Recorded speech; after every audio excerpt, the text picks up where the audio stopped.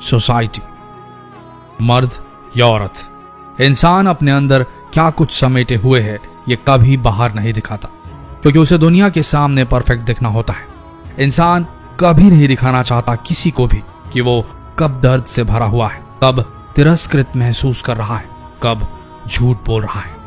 इंसान अपने बिहेवियर, अपनी बाहरी खोल से, अपने वर्बल नॉन वर्बल संकेतों से हर संभव कोशिश करता है अपने अंदर क्या चल रहा है इसे छुपाने के लिए। जिंदगी में असल में क्या चल रहा है ये बचा कर चलता है, एक शील्ड, एक ढाल बनाकर चलता है।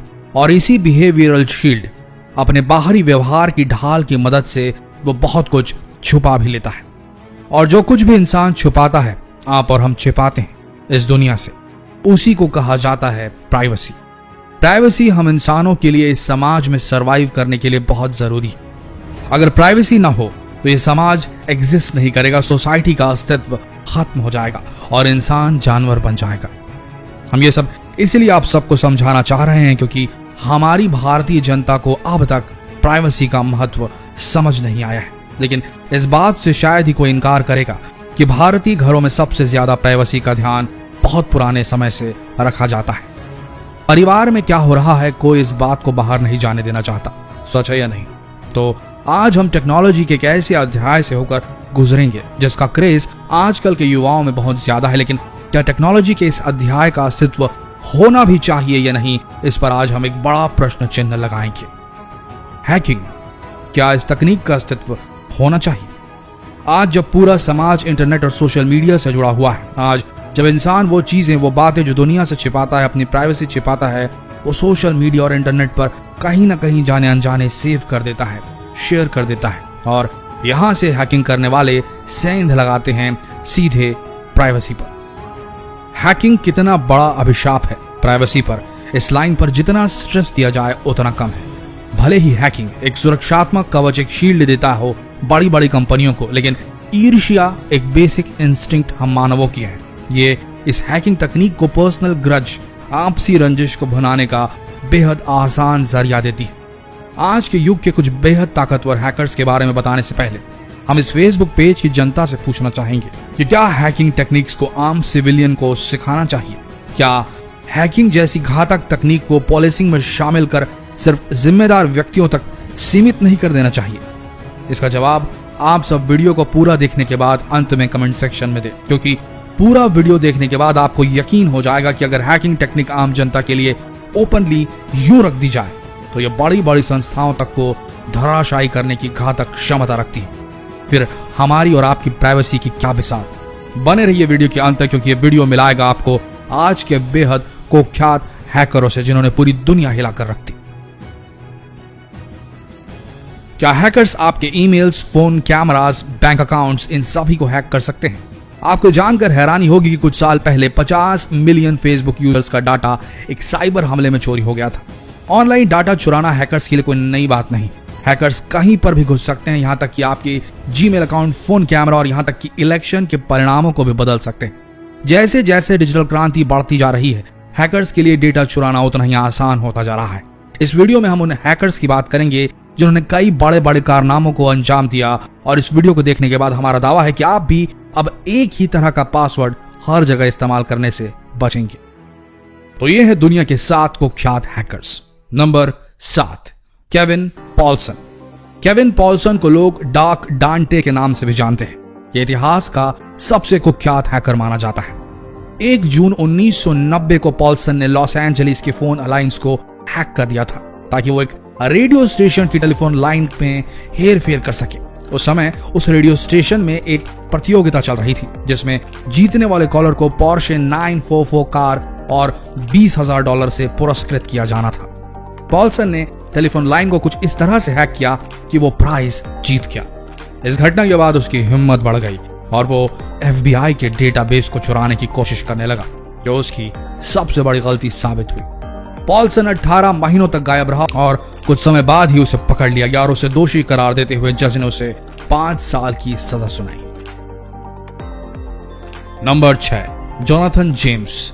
जोनाथन जेम्स को लोग कॉमरेड के नाम से भी जानते हैं। यह ऐसा पहला 15 साल का हैकर था जिसे सन 2000 में अमेरिकी सरकार ने सजा सुनाई थी।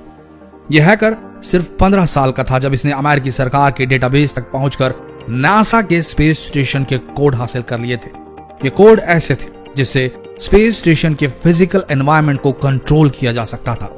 इस घटना के बाद नासा को अपना नेटवर्क 3 हफ्ते के लिए बंद करना पड़ा था।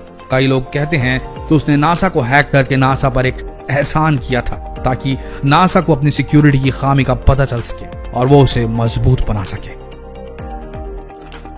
Number 5, Kevin Mitnick. Kevin Mitnick को अमेरिका का सबसे खतरनाक साइबर क्रिमिनल माना जाता है। वो बड़े से बड़े सीक्रेट प्रोजेक्ट्स को भी हैक कर लिया करता था।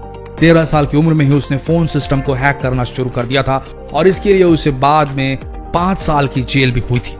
लॉ एनफोर्समेंट एजेंसीज और अफसर उसकी हैकिंग स्किल को देखकर बहुत ज्यादा डरते थे। जब उस पर मुकदमा चल रहा था तब जज ने कहा था कि लड़का इतना खतरनाक है कि एक न्यूक्लियर युद्ध शुरू करवा सकता है। उसने कई बड़ी कंपनियों को हैक कर लिया था जैसे कि नोकिया, IBM, मोटोरोला। लेकिन अब केविन एक व्हाइट हैकर बन चुका है और कई कंपनियों को उसकी सिक्योरिटी इश्यूज पर मदद भी करता है। उसने हैकिंग से जुड़ी कई किताबें भी लिखी। Number 4, Gary McKinnon.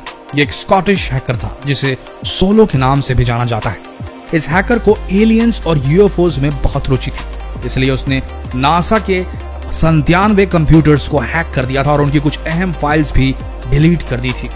हैकिंग करने के बाद उसने एक मैसेज भी छोड़ा कि मेरा नाम सोलो है और आपकी सिक्योरिटी बेकार है, मैं इसके आगे और भी ज्यादा तबाही मचाऊंगा। उसके पकड़े जाने के बाद अदालत ने उस पर $7 लाख का जुर्माना लगाया। यह हैकर इसलिए इतना फेमस हो गया था क्योंकि इसने यूएफओ और कई सरकारी फाइल्स की जानकारियों को लीक कर दिया था। Number 3, Higinio Ochoa. इस हैकर की खास बात यह थी कि यह हैकिंग करने के बाद एक सिग्नेचर के रूप में अपनी छाप छोड़ दिया करता था। इस हैकर को वर्मर के नाम से भी जाना जाता है।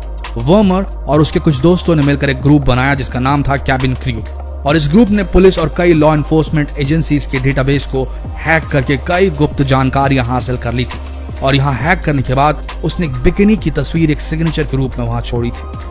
FBI के अधिकारियों ने उस तरह की कई फोटोज को ऑनलाइन खंगाला और एक तस्वीर उससे मैच हो गई। फिर क्या था, अधिकारियों ने उस तस्वीर को GPS की मदद से ट्रैक किया और वो वर्मर की गर्लफ्रेंड के घर पहुंच गए।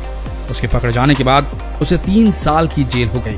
साथ ही उसे इंटरनेट का इस्तेमाल करने के लिए हमेशा के लिए बैन कर दिया गया। Number 2, Jain Chrysler. फिंगरप्रिंट हर व्यक्ति की अलग पहचान होती है, यहाँ तक कि जुड़वा बच्चों के भी फिंगरप्रिंट अलग होते हैं।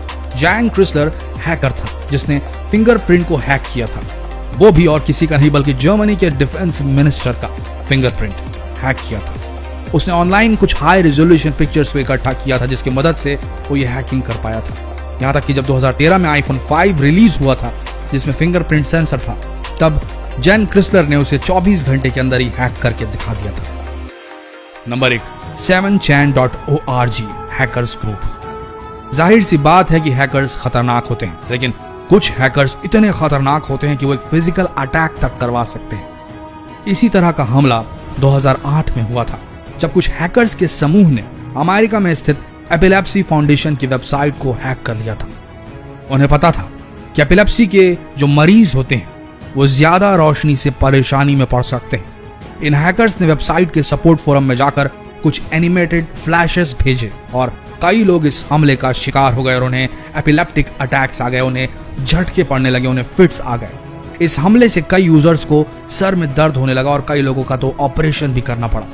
इस हमले का पूरा प्लान 7chan.org की वेबसाइट में बनाया गया था। ये वो वेबसाइट थी जिसे हैकर्स का किला माना जाता था। याद रखिए, हैकिंग का काम डिजिटल दुनिया में फॉल्ट को पकड़कर वहां से चोरी करने का तरीका ही है मात्र, और कुछ नहीं। हैकिंग शब्द का अर्थ सुरक्षा घेरे में दरार खोजकर उसे भरने के लिए कभी नहीं किया जा सकता। डिजिटल सुरक्षा ही वो एकमात्र शब्द है जो डिजिटल दुनिया में आपकी और हमारी प्राइवेसी की रक्षा कर सकती है। हम एक चोर या उसकी चोरी करने के तरीके से सीखने की कोई जरूरत नहीं। अगर हम एक डिजिटल दुनिया बना सकते हैं तो इस डिजिटल दुनिया की किलेबंदी करने का हुनर भी हमें रखना चाहिए। अब पूरा वीडियो देखने के बाद आपको क्या लगता है, क्या हैकिंग आम जनमानस के लिए खुली तकनीक के रूप में रख दी जानी चाहिए जैसे अभी है, या इसे रेगुलेट करना चाहिए और पॉलिसिंग के काम में इस्तेमाल किया जाना चाहिए? जितना हो सके ये सवाल सबसे पूछिए, अपने फ्रेंड्स से, अपने फैमिली मेंबर्स से इस वीडियो को शेयर कर और कमेंट सेक्शन में अपनी राय लिखना ना भूलें।